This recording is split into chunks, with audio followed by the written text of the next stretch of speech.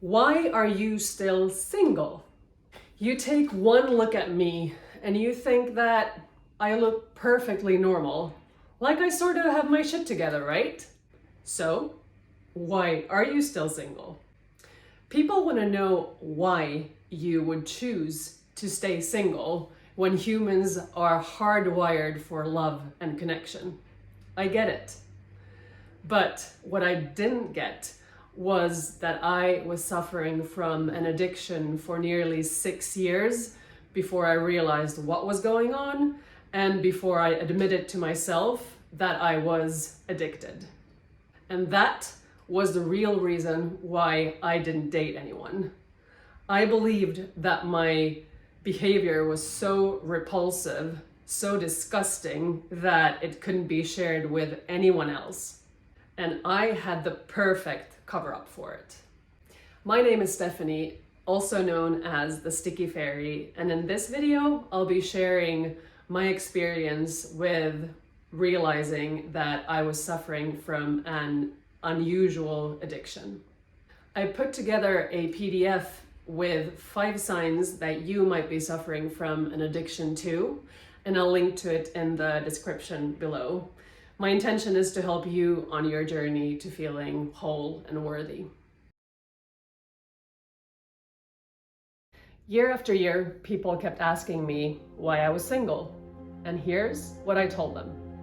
First of all, I was born with severe eczema, allergies, and asthma, and I learned how to scratch my skin well before I could walk or talk. So it was my most comfortable coping mechanism and one that I always turn to. Second of all, I was taught to fear and stay away from many different things. I was always on some kind of diet to help my digestive system.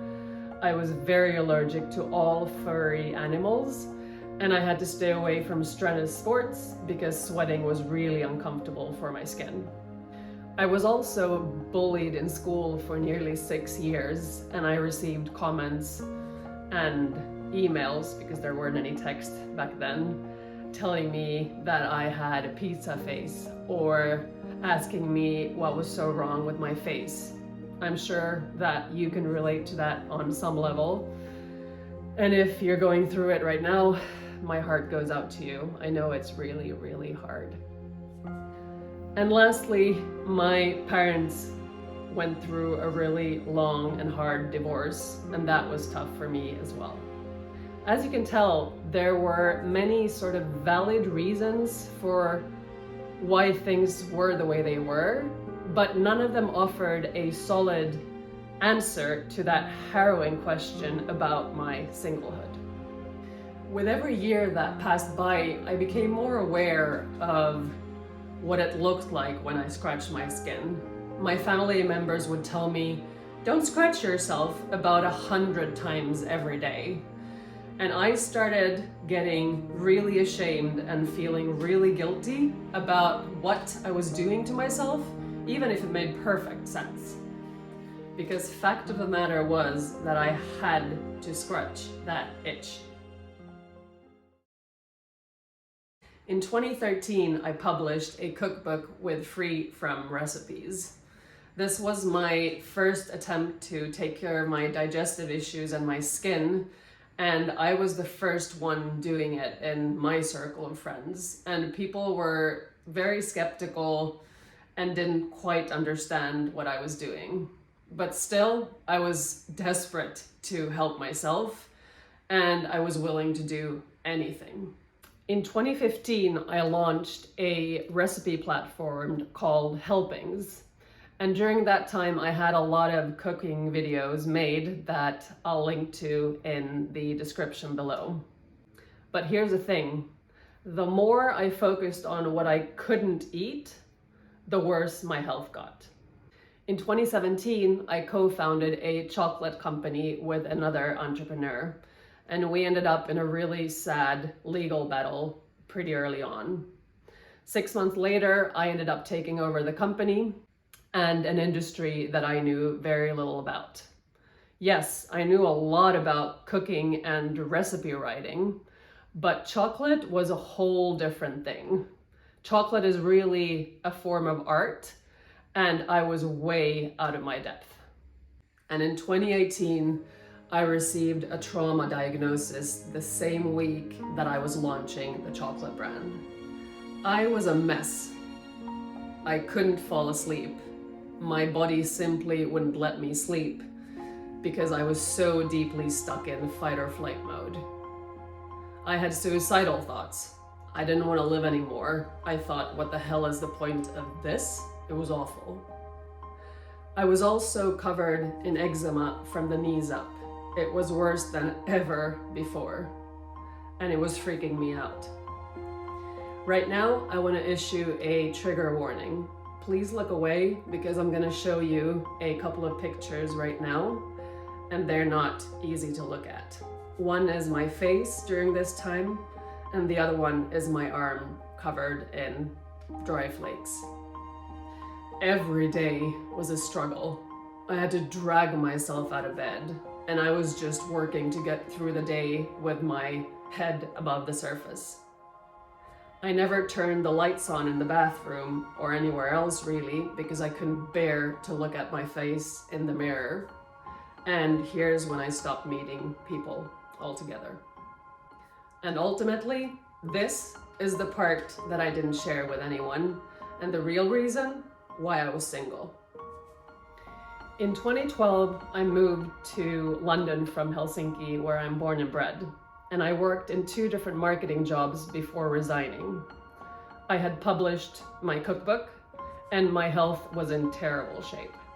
I wanted to crawl out of my own skin, and that, together with the stress of starting and running a business, was just too much for me to handle. I was supposed to be healing myself and showing people another example of how to treat your health, but for some reason it wasn't working for me at all. And naturally, I relied on the only coping mechanism that I had ever known, and I took the scratching to a whole nother level. I'd spend hours in front of the mirror every single day. I'd close my eyes and just give in to that surge of needing to scratch that itch. Every day, I surrendered to one longer scratching session in between the shorter habitual scratching that I did throughout the day. I scratched off a handful of dead skin every single day, and I covered my traces by scooping it up with a brush and a dustpan. I kept my eyes closed, and it felt like being in some sort of a trance. But the spell was broken like that the second I opened my eyes and saw what I had done. It felt like a punch in the face.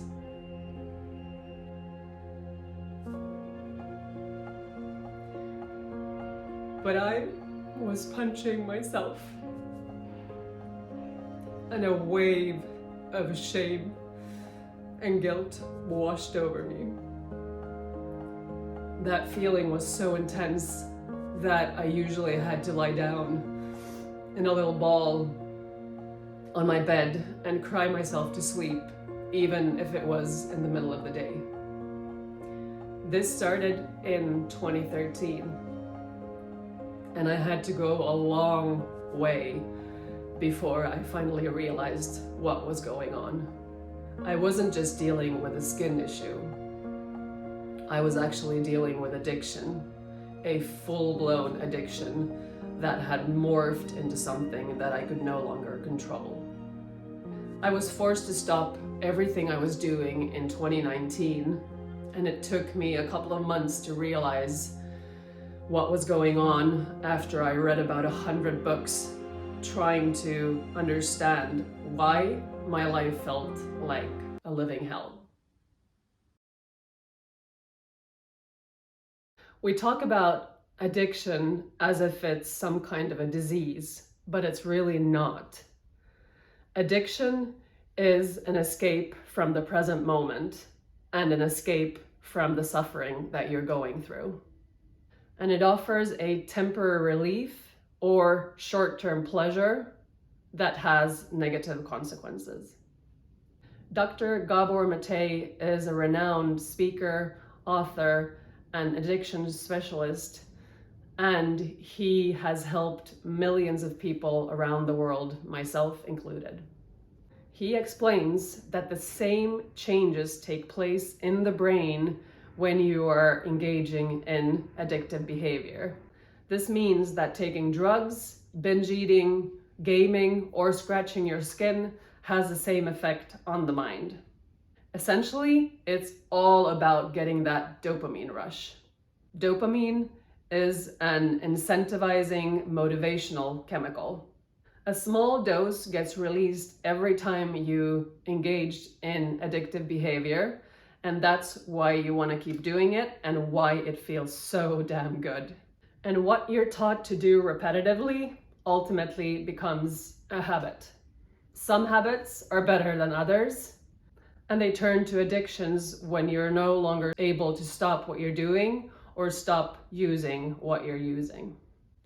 Now, that doesn't mean that any habit just accidentally turns into an addiction.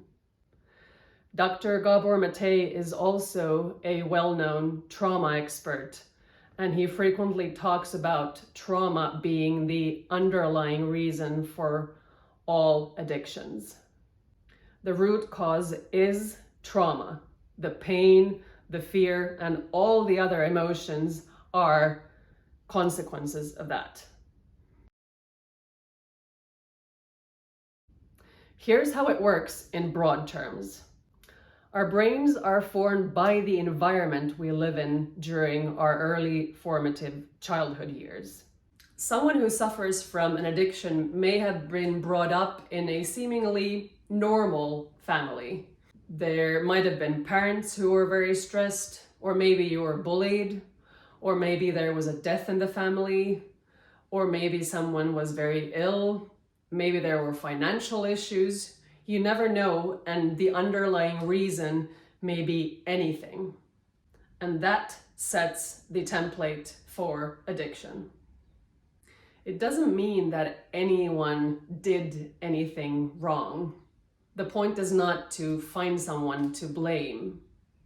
Different people develop different coping mechanisms.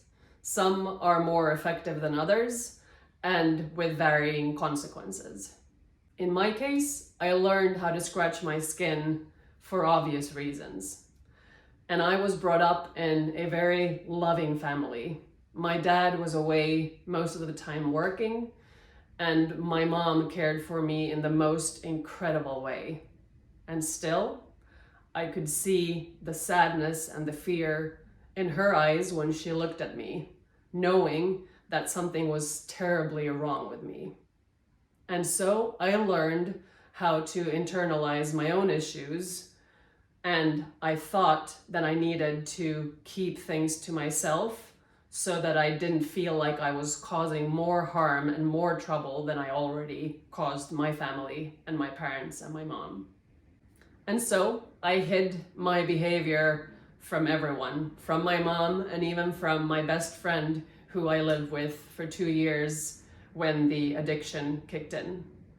Both of them saw me scratching my skin, but I never allowed myself to engage in that deeply addictive behavior that would last for hours unless I was alone. No one would ever have dared call my experience an addiction because it still made perfect sense, but they never knew what went on behind closed doors. Why am I sharing this? You might think that it's a little too personal, a little too vulnerable with someone on camera crying about her past experience. But fact of the matter is that I know that there are a lot of people out there who need help. And if you're one of them, I highly encourage you to seek help and do what you need to do to take care of yourself. Maybe you can realize that it's safe to talk to other people about your experiences and to start understanding yourself and your past and to make better choices for your future. Over the years, I've been in therapy many, many times on different occasions. I've been passionately interested in self-help since I was a teenager because I was going through a rough time. And today I have a deep desire to do good and to help others feel better. Being here and filming myself is something that I would never, ever have done only a year back. To sit here with broad daylight lighting up my face is something that seemed completely impossible for me. And the fact that I'm here today makes me think that everything and anything is possible. And I hope that you can find that scenario for yourself too. Tony Robbins says that we overestimate what we can do in a year and we underestimate what we can achieve in a lifetime. It's so very true. And with addiction, you kind of just have to trust the process, knowing that you are going to recover. And I can tell you one thing, it is the most beautiful experience you will ever experience. It's not an easy one, but when you finally realize that you are worthy of all the love and connection you always dreamed of, something profound happens in your life. This is what I want you to know. There is nothing wrong with you. Nothing. And you are not being punished by what or who we call God. Quite the opposite. There is only love in this universe, and you have the option of letting it in or blocking it out. It's entirely up to you. So just let it in and know that you're worthy of anything that you dream of becoming or achieving. If I can overcome my deepest, darkest demons, then so can you. Thank you so much for watching this video. It has by far been the most difficult video I've ever made, and I hope that it will help you in some way. Please hit the subscribe button if you want to see more videos like this, and I hope to see you in my next one. And please take care of yourself.